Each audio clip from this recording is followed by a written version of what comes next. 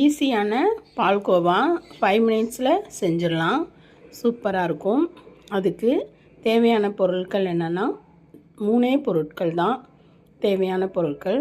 இந்த பால்கோவாவுக்கு ரொம்பவே ஈஸியாக செஞ்சிடலாம். இதுக்கு மில்க் பவுடர், அதாவது பால் பவுடர் எடுத்துக்கலாம். தேவையான அளவு எடுத்து பால்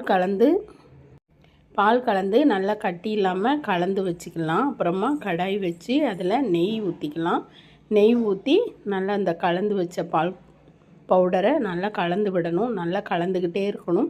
சிம்மில் வச்சு கலந்து விட்டுட்டு அதுக்கப்புறமா அது ஒரு பதம் கிடைக்கும். அது கிடைச்சோடனே சர்க்கரை நல்லா போட்டு நல்லா கிளறி எடுக்கணும். அந்த உதிரியாக ஆகிற மாதிரி இருக்கும்.